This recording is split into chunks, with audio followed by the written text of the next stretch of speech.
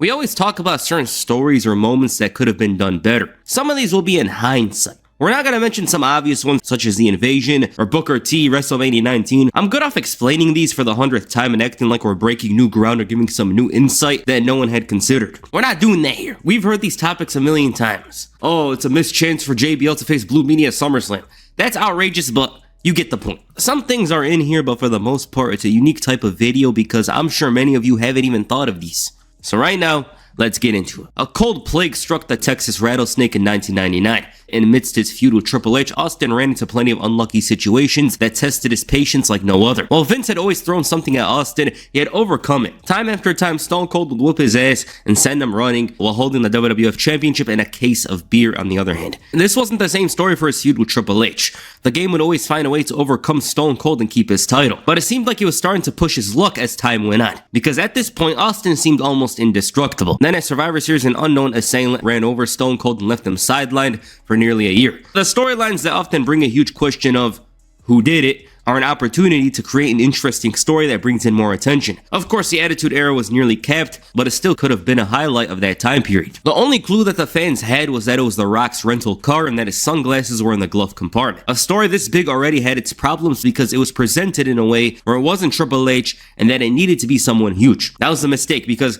Triple H seemed too obvious even though that was the best choice. I read up on it being Stephanie, which would work from another perspective, basically being Triple H's evil doing again. I also think this story had too much hype and built to ever satisfy. Rock turning heel would be nonsense, and someone like Billy Gunn, who wasn't a main eventer, was always going to disappoint. Because Billy Gunn is the obvious candidate here. When we look back in hindsight, even from that time period's perspective, Billy Gunn's whereabouts were unknown during the day of Survivor Series. Rikishi ended up being revealed as the culprit, which is funny because this man was the audience's best friend. He's shaking his ass, dancing, doing the sting face, and it's like, this is the guy that did it? There wouldn't be so much of a problem with this if it didn't feel weird. Rikishi was doing well as a face and had a bright future at the time, and they tried their best to make Rikishi's intentions clear. This is understandable. The intentions make sense. A man that wanted the best for his Samoan family. A family that deserved to be acknowledged. Ironic, huh? But the Stephanie McMahon idea is my personal favorite. She wasn't associated with Triple H at the time, only in secret of course, and it would have a logical connection to the Stone Cold feud, because at the end of the day,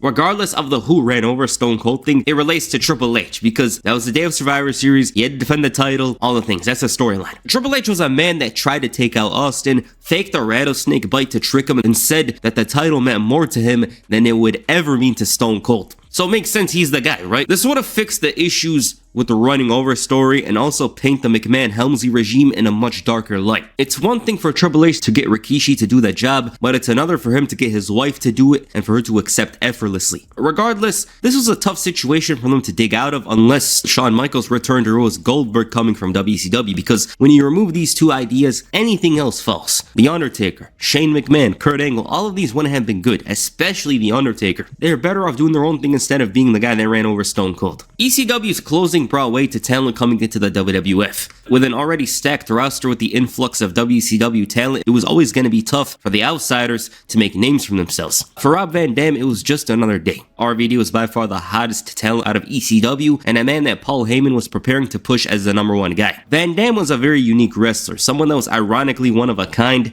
He was a fast-paced wrestler, cruiserweight moves as a heavyweight, very charismatic without a microphone in his hand, and Van Dam's popularity during the Invasion was incredible, because this man had some of the best reactions on a roster featuring The Rock, Kurt Angle, Stone Cold, and Chris Jericho. These were 4 of the best wrestlers that year, and if you were throwing one more name next to these icons of 2001, it has to be Rob Van Dam. There was a point where they tested him for a main event push, but had second thoughts. It was very close. Vince McMahon was even doing the RVD pose. He got to hold the title, literally not win the title, and main evented No Mercy against Kurt Angle and Stone Cold. His push quickly went away though, and RVD had many teases throughout the next 5 years before winning the title. I think a part of the reason why he didn't get a bigger push is because of how stiff he was. Sometimes his kicks would give a wrestler a bloody nose, and it was uncomfortable for some of the top guys to face him. In addition, the same reason why they took the belt away from him. weed. RVD didn't care much about quitting weed because it wasn't worth it. He understands this. I've seen some of his interviews and Van Dam didn't care much, but it's also the WCW and ECW element. Booker T was a victim of this and had to work from the very bottom to get that world title reign. And the funniest part is that they both won their first world title a month apart, although Booker was a 5-time champion. In another world, WWE could have ran with RVD and he could have been much bigger than he was.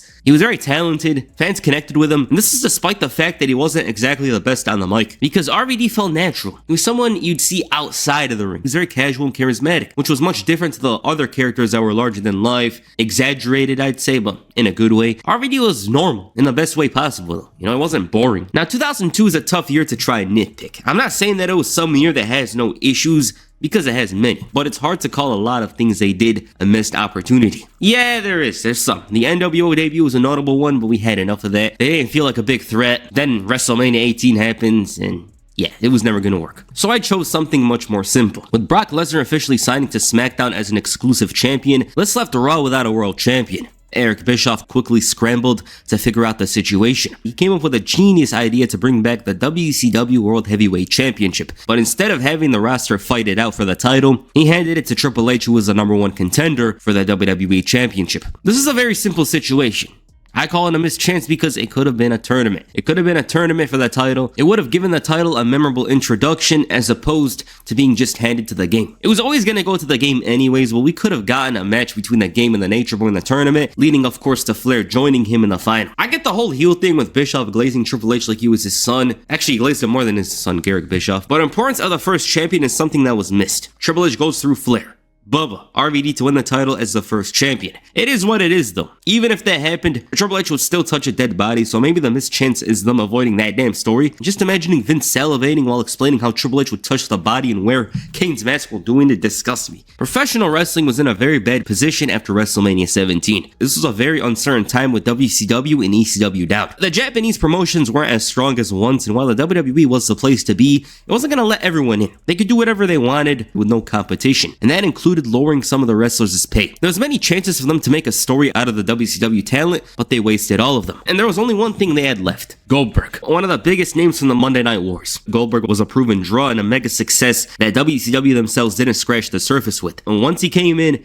there was high hopes for him. WrestleMania only had 560,000 buys, which was horrific. Surely many would find interest in seeing Goldberg in the biggest promotion in the world. Well, the moment Goldberg came in, it was only downhill from there, because he wasn't the same as he was in WCW, which of course wouldn't work because WWE does things differently. But the one thing they could have done is protect Goldberg in his first month. He felt like a parody of himself, and the failure to build hype for him led to a disappointing buy rate for Backlash. The business was down anyways, but I don't think the build helped much. The show was main evented by The Rock and Goldberg, and this match feels like it never happened. It's so strange because Rock and Goldberg being in the same ring should mean that they get all the attention in the world. The match was decent, but also showed the problems of Goldberg in WWE. For one, The Rock had the fans cheering him during the match, and it felt like it wasn't Goldberg's story here, it was The Rock's story. That first month shaped up a lot because it was clear that the Goldberg the fans were getting wasn't the same one that lit the world on fire in WCW. Ironically, his most memorable performance was the type of performance that got him big in the first place. SummerSlam 2003, Elimination Chamber. Goldberg ran through the lineup and went face to face with a Triple H who wanted no part of this match. This is a very entertaining chamber match and one that shows Goldberg at his best. He of course doesn't appeal to everyone, but for me personally, I find some enjoyment in seeing someone demolish the opposition, especially some of the most credible opposition. But then he lost the title to drag the moment. Business-wise, this worked, but as a story, it would have been amazing for him to run through Triple H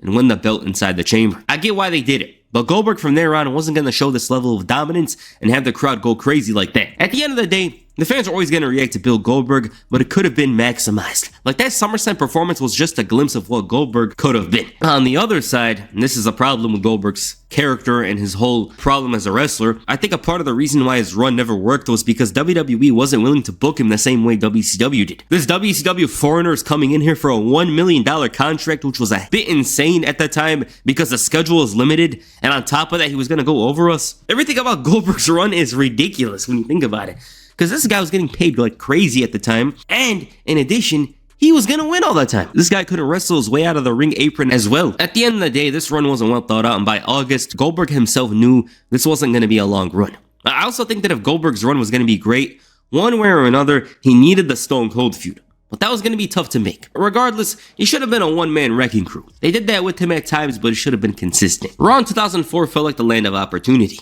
Chris Benoit's jump to the red brand led him to championship gold. He had a big push and gave Raw a fresh run and fresh main eventer on top. One person who I think deserved to do a bit more at the time was Chris Jericho. He had been kept away from the main event scene for 2 years and reduced to a mid-card, upper mid-card act. Y2J did his time in those 2 years as a secondary heel, and at times, he was the second biggest heel on Raw, but the margins between him and Triple H were ridiculous, so it's not really something to mention. Yeah, I'm the second biggest heel. Who's in front of you? Triple H. Where are you?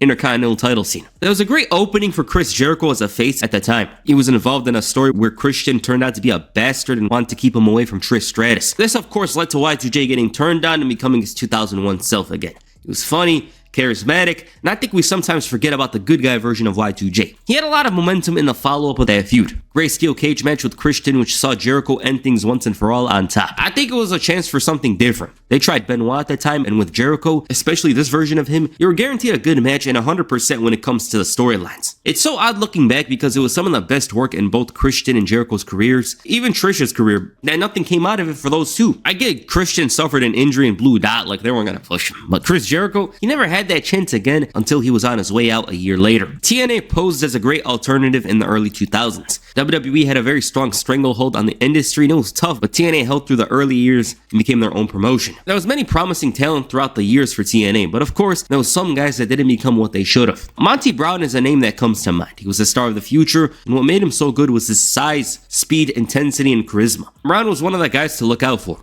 Such a unique talent. He connected with the fans easily and it seemed destined for a title reign. Problem was, TNA was in a time period where even if said talent wins a title, it was the Jeff Jarrett show. From 2002 to 2006 would get back the title. The show was revolved around him, and when the likes of Christian, Samoa Joe, and Kurt Angle came in, he obviously couldn't keep that hold. Jarrett claims he had his reasons for choosing not to give Brown a run, and he said this in an interview, and I quote, "Who would he have wrestled? Who would the opponents have been? Who would he have gone and drawn money with? If Monty was a babyface champion, what were the heels that were going to be able to make sure he was protected as a babyface but keep the belt on him? That's kind of the hand that's dealt. So it's better to get him to the title match and he doesn't succeed for outside interference or the dirty, dastardly world champion had to cheat to win, and then you just keep him moving. You let him win, you better have 2 or 3 opponents lined up immediately, and our business model just wasn't laid out that way at the time. Again, subjective creative decisions, but the decision was made. No, he's not ready for it. Not ready based on roster. Okay, he wins. Now what? This is a cop-out answer. It's like saying Stone Cold had no challengers after WrestleMania 14, and it's also funny how their business model was laid out to where it's Jeff Jarrett winning all the time, and no real true threat is built in the process, because at the end of the day,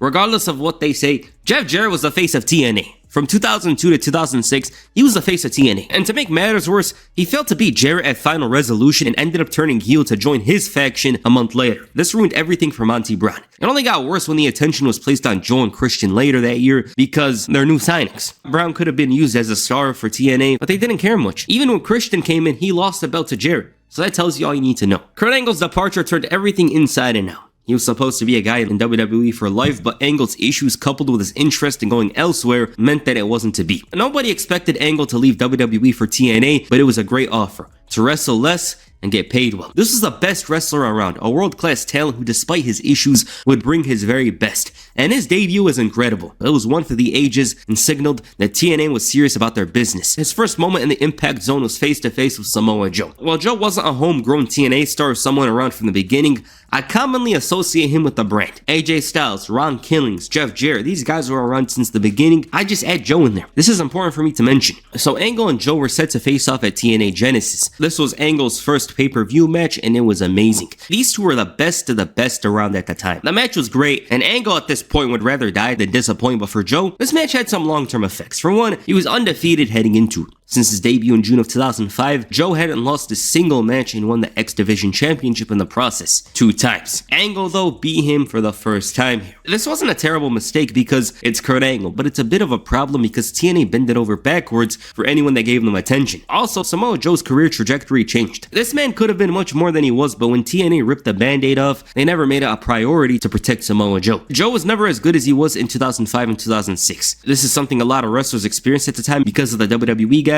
But I will say though, with Kurt Angle, it's understandable. This could have been their chance to show that one of their TNA guys can step up to the WWE guy. And of course, in the long term, that's what it was. Great match and feud, by the way, I will say that. They could have changed the result of the first match and have Kurt Angle go crazy and turn heel anyways, because that was what happened. So to put it simply once again, Samoa Joe losing to Kurt Angle isn't a bad thing. I'm adding this part of the video here just to clarify. I watched that match again while making this video. Incredible match at Genesis. It's just Samoa Joe didn't feel the same afterwards. You can't notice it then, but you notice as the weeks and months go by that he feels like a loser. With WrestleMania 23 approaching, the WWE found themselves looking to make a sequel out of John Cena and Triple H's match from the previous year. It was the same scenario, but the game was determined to make good on his mistake. But then, he suffered a quad tear and plans changed. Triple H was out for 7 months. Shawn Michaels took his place. HBK was up for the task and had an incredible beginning to 2007. It was one of the best he's ever looked. And this was a man who was in his early 40s at this point. Wrestling was much different back then, and HBK had already accomplished a lot. It wasn't the end of his career. The John Cena feud was another notch in HBK's belt. They had great chemistry with Cena always pushing Michaels' buttons. The reason why Michaels was so irritated during this feud was because he believed he could beat him. Even when Cena beat Michaels decisively at WrestleMania 23, Shawn Michaels was still convinced he could do it. He beat Cena in the rematch, which was a non-title match on Raw. This was a certified classic and one of the best Raw matches of all time. I remember when I was younger, I thought Raw ended early, but it turns out these two went for nearly an hour. The feud was too good to leave open, but that's what WWE did. Michaels came very close to the title at Backlash, but luck was on Cena's side. This transitioned away from Michaels to leave and for Cena to feud with the Great Khali. You can see where I'm going with this. I never got why this story was always so open. For a feud that main evented WrestleMania and had the best matches in the entire WWE at the time, you'd think it would have some sort of conclusion. Cena and Michaels 3 at Vengeance Night of Champions, or even SummerSlam. Michaels finally winning the big one again and overcoming John Cena. It was getting closer with each match. Instead, they went with the Khali feud and Michaels' knee blew out. Maybe it was the plan because WWE left that story pretty open after Backlash. I would hope so, but regardless, this is something Michaels didn't care about. I think 2007 was the best time for Michaels to win the WWE Championship. Who knows how it would have been with him in the picture. I still think Cena would have faced Orton at SummerSlam, and Michaels probably faces, judging by that roster, Mr. Kennedy, but 2007 was the best time for him to win that title. I thought it was a missed opportunity. 2008 was a very hard year to put in this video. It was a challenge, but I put a lot of thought into it. The mid-card scene could have been used better. On paper, they had Shelton, Matt Hardy, MVP, and a couple of other guys. Yet the mid-card wasn't fully developed. I also think that Matt's run as US champion is so underwhelming, especially for it being only his second singles championship in WWE and coming off a feud with MVP. Hardy was capable of having solid matches on TV and pay-per-view, but this whole mid-card issue, this was very noticeable on SmackDown. Raw, on the other hand, had more notable talent around. CM Punk, Kofi Kingston, William Regal, and it wasn't perfect, but by the end of that year's brand split, they had Ray, JBL, they had a stacked mid-card scene. For some reason, while I remember the gold standard, his run could have been maximized. In addition, a lot of the mid-carders didn't feel like they were going to break through. MVP was very stagnant because of that losing streak. He never recovered from it, and the funny part is, he actually had a good face turn. It's just the follow-up was forgettable and makes you question the whole thing because he was way better as a heel. Like, MVP was decent as a face, but he was clearly a villain at heart. R-Truth was around, but again, this was the era where the mid-card wasn't booked well. I remember Shelton Benjamin, but I don't remember much of his stories from this time period. But to be honest, as I said, 2008 was very hard to choose a missed opportunity. They gave Jeff Hardy the title. They did a lot of the big stories right. It's hard to say. 2009 was a very important time in TNA. The year where they basically realized a lot needed to change. So over the last couple of years, TNA had a lot of good. But even then, they still wanted to compete with WWE. And that was the issue. The issue was they wanted to compete with WWE. And because of that, it forced them to take a lot of risks. Now, one of the risks they were going to take in order to compete with WWE was to bring in Paul Heyman. Heyman had been away from WWE for about 3 years up to this point. He did dislike TNA though. For some reason, he had a lot of hatred towards the promotion because of the missed opportunities and botches they had in their storylines and booking. There came a point where they felt like, hey, maybe Paul Heyman is the right choice to lead the charge. The problem with Heyman coming in though was the fact that not only did he want creative control, which was obvious because he's coming into book, but he wanted all creative control. But the problem was this was a time where TNA was desperate. They wanted ratings instantly. Spike TV was like, hey, we gotta raise the ratings. There's a reason why Impact went to Monday nights, which was a crazy idea in itself, but you get where I'm going with this. Heyman was gonna come in. He kind of wanted to do certain things and restructure the company,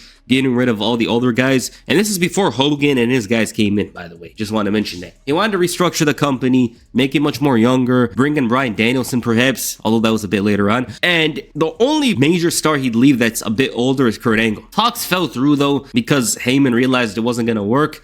And obviously TNA was desperate to rival WWE at this point, which is not a good idea because WWE is WWE. This is a missed opportunity. Just looking at the Hogan and Bischoff thing, I think Heyman would have understood TNA wrestling more than those two. Those two went away from what made TNA special and in turn ruined everything. I think the essence of TNA would have been understood more by Paul Heyman. It's a missed opportunity, but again, it probably wasn't ever going to happen because Heyman himself knows how TNA is, Dixie Carter and all that. It was always going to be complicated for him to actually come in and make the changes because at the end of the day, he's not the owner of the company. It's not like ECW, he could do whatever he wanted. He learned that in WWE, and here with Dixie Carter, she obviously wasn't going to let him do everything he could. It is a missed opportunity, but was it really going to happen? I don't think so. All right, these are missed opportunities from the 2000s. This is a tough video to make. I wanted to make this one so I could make one about the 10s. The 10s has a lot of things we could do with it, but I just want to test it out with the 2000s. If this video does well, we'll do another one about the 2010s, of course. I hope you enjoyed this video. I thought it was nice, so yeah. Alright, what do you guys think of these missed opportunities? Please comment down below, and that's for this video. Make sure you hit the spear on the like button, perhaps the sweet chin music, and the subscribe button. Peace. I'm out.